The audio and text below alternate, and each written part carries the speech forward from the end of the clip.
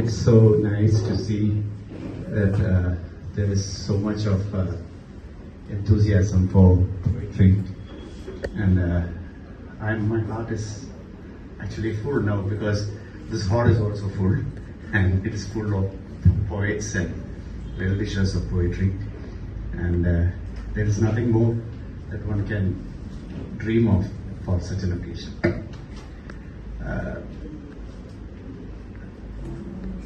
Madam, distinguished Madam, she has already been welcomed. Sir, visiting professor of Madam, Madam Gita, CEO of Folio and former professor, Sulojana Madam, eminent art critic, cinema critic and poet of Poetry Chain. Actually, my association with Dr. Chansey James is actually vicarious in a sense that 30 years ago, when we were starting Poetry Chain, her daughter rang me up, and she was very enthusiastic about poetry, my daughter Tushara. And those days there was only landline, and she used to talk a lot, and I used to correct, not correct, I used to define some of her lines, and I thought that the enthusiasm was very much there at that moment. Then suddenly she got a scholarship to go to, I think it was to Washington. Was it to Washington? Yes. And one fine day, Tushara just melted away like snow, like her name. And now I know that she's a pleader in High Court. And I don't know, we were talking about what happened to her poetry. And now I'm pleading with her mother to have her back in Poetry Chain. So that's the kind of association we have. And that brings to mind, my mind all those former days of Poetry Chain that we used to have. And why poetry? Why poetry? Why poetry? Because why do I say come? Because some months back, similarly, I came into contact with Parvati Anil, who is also a very young poet among us. So you see, from In Frozen Drops, we have got from 17 to 13, 14. I mean, it's a big span. So what I'm asking is, why poetry? Why poetry? Because poetry is one thing that's similar to meditation. It has been proved by researchers that when you write, the positive frequencies are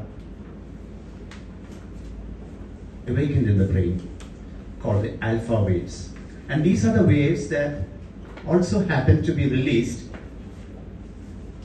when we meditate. So the easier way to do things is to write poetry, because with poetry you can do many things after that. With meditation you cannot. So if you write poetry, you calm your mind, then you have that poem, then you have that as a memory, then you have that as a feeling of contentment, what you have done. Then you can send it to the magazines and get them rejected, of course, most of them. But still, that's nothing. That's nothing, truly nothing. Because rejections, like, they are not even failures. So that's why I always say that your commitment to something like poetry, if you have that gift, or if you have that sensibility, you should not part with that. So that's why I always, even in the kind of gatherings we do, I insist that we write. And some of us who are in Poetry Chain for the past so many years, they come and say, I've not written anything, I will not write. But that should not be the attitude, because you're writing because you're releasing yourself. And in a, I think it's in Lancet, or it's in one very eminent journal of medicine, they have a page for poetry submissions. They have a page for poetry. So because poetry is also a therapy, it's a healing process. No, I just said this so that, when if Madam Tushara is writing again, I will be pleased to write a forward also for that. Okay. Thank you, Madam, for coming and being with us today. Similarly, with Mr.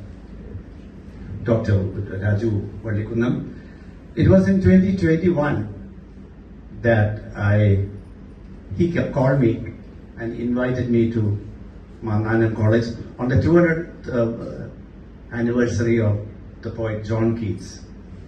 The poet John Keats, without whom I would not have even written, and without whom all these things today would not have been there. Because that was the kind of attachment I felt to the poetry of poet John Keats. And then what more than to be called there and to speak and help students along with Dr. Raju Vallikunam.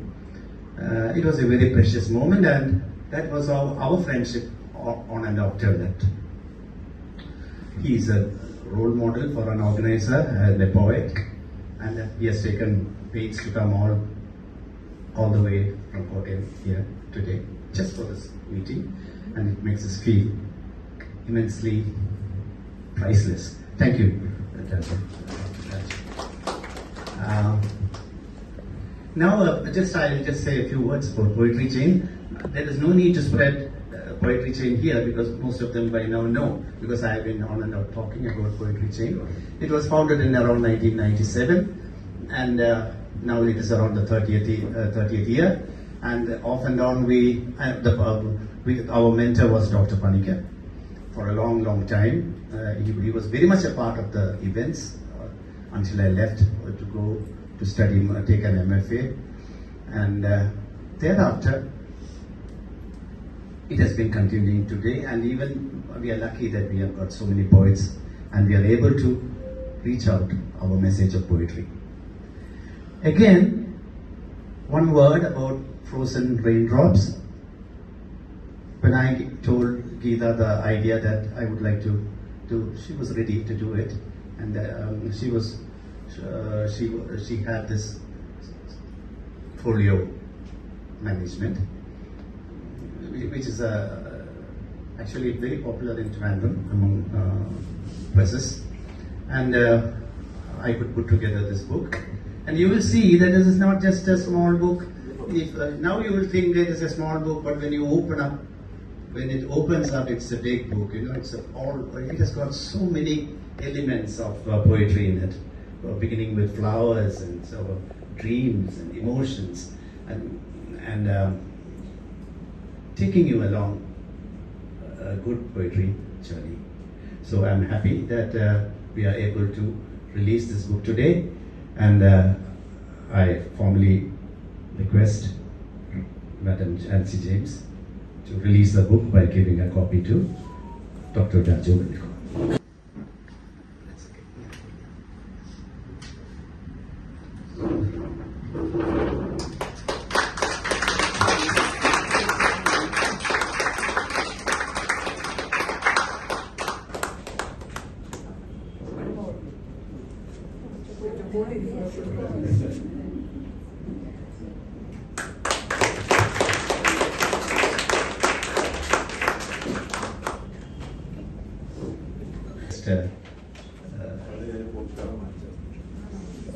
We will be just giving some mementos, and Jaychandran, please come.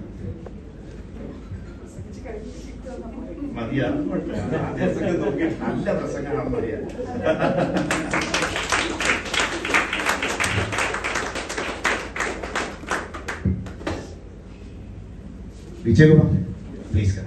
These are also both are poets, and